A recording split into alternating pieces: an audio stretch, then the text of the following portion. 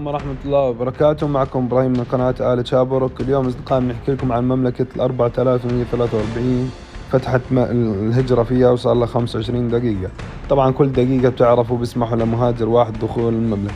بخصوص القفزة، خلينا نحكي بموضوع 43 سليبر 43، لأنه كثير صارت توجهنا أسئلة إنه إحنا هل مستمرين بالقفزة أم انتهت مسيرتنا ل 47 أو إنه خلص تفرقنا.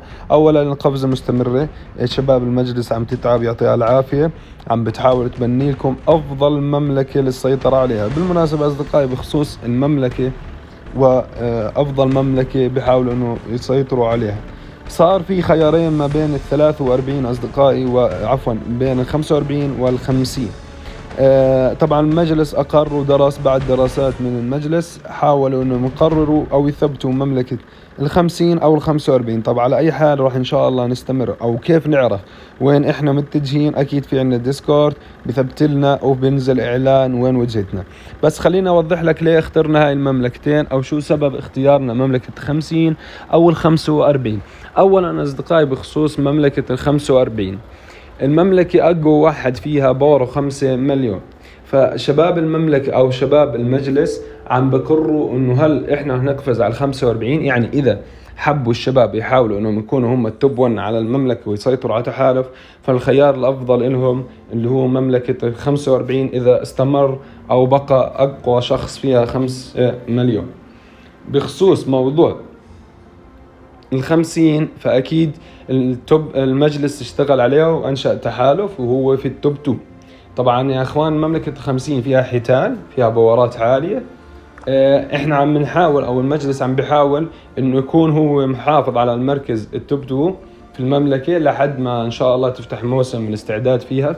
بحال إنه ما بدهم يكونوا أعضاء السليبة أو أعضاء القفز إنهم هم ملوك المملكة، فيهم يختاروا إنه يكونوا جزء من التوب 2 وإنه نشارك بتحالف مع 50 في تحالفنا اللي هو في مركز الثاني أو التوب 2.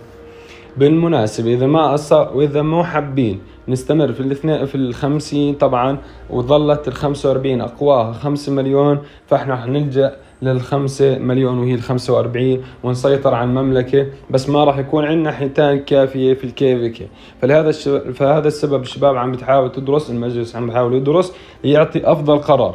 هل القرار الأفضل إنه نحتل المملكة بدون كيفكي، أو القرار الأفضل إنه ما نحتل مملكة ونكون بالتوب 2 ونشارك كيفكي مع المملكة الأقوى؟ وأنا مع الخيار بصراحة اللي يكون إنه لو كنا بالتوب 2 المهم نكون مع مملكة قادرة ومنافسة وقوية للتنافس على الكيفكي.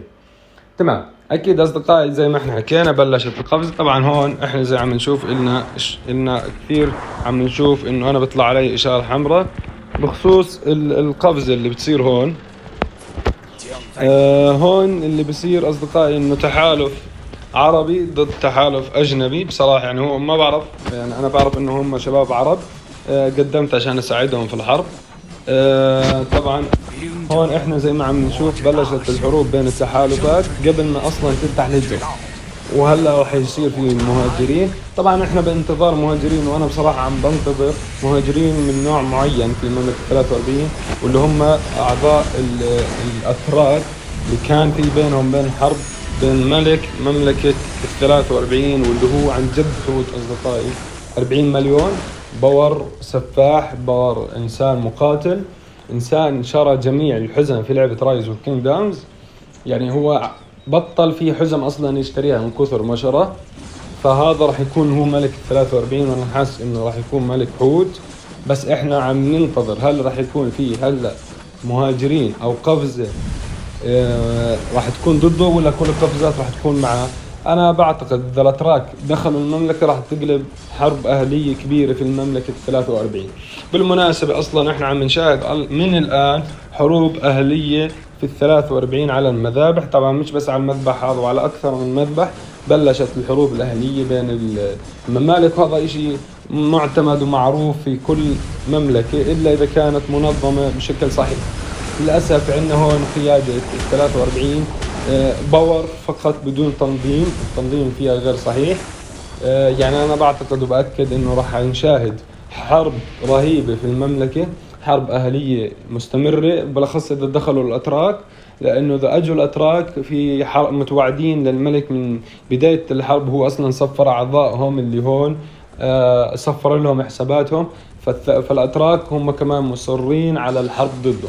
فإذا أجوا راح نشاهد حرب رهيبة. وأكيد كلكم بتعرفوا الأتراك من الناس الشحينة والناس البورات العالية والناس اللي كثير معروف عنهم في ميدان لعبة رايز اوف كينجدومز من ناحية الشحن والدفع. فيعني إذا هو كان ملكنا 43 عنده باور وعنده تي 5 وعنده شحن، فأكيد هم كمان عندهم باور وعندهم تي 5 وعندهم شحن. فاحنا قاعدين ننتظر هل راح تكون عن جد حرب أهلية جميلة، أم إنه راح تصير في تساوي بين المملكة وتوزيع تحالفات بشكل صحيح، وإنه راح يستمر المملكة 43 بسلام. فأهم إشي بدنا نأكد عليه موضوع التحديث الجديد اللي نزل واللي ثبت، وإن شاء الله خلال الأيام القادمة راح يكون ثابت على التحالفات وثابت على الحسابات وراح يكون منتشر على الحسابات. بخصوص كمان نقطة لازم ننبه عليها أصدقائي، واللي هو التحديث الجديد للأسف عملوا شغلة هي إيجابية نوعا ما وسلبية نوعا ما.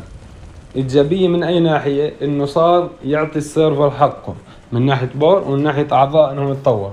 سلبية إنه مثلا في بعض الحسابات راح تفتح عندها مملكة مثلا 51، وبعض الحسابات ما بتفتح عندها مملكة 51، راح تفتح عندها مملكة 52. يعني إذا كنت أنت من الحساب اللي راح يفتح عنده مملكة 51 فما راح يفتح عندك مملكة 52. طب ليه عملوا هيك اللعبة؟ صراحة بقولوا لك إنه صار في ضغوطات كثير على السيرفرات، فهم صاروا يحددوا مدن معينة تقدر تفتح من تفوت 51 مثلا، ما تفوت 52. بس برضه في نقطة ثغرة تركتها لعبة رايز ما قدرت تحلها، واللي هي VPN. تقدر تشبك VPN على دولة معينة تمام، وبتقدر انك تغير حساب الجيميل وترجع تفوت وتقدر تطلع المملكة. بخصوص هل انه يوم لما اجي انا اقفل بعد 10 ايام مثلا، انا كابراهيم ما فتحت لي 49 فتحت لي 50، هل انا راح تكون متواجدة او ظاهرة الي 49؟ لحد الان ما بعرف صراحة.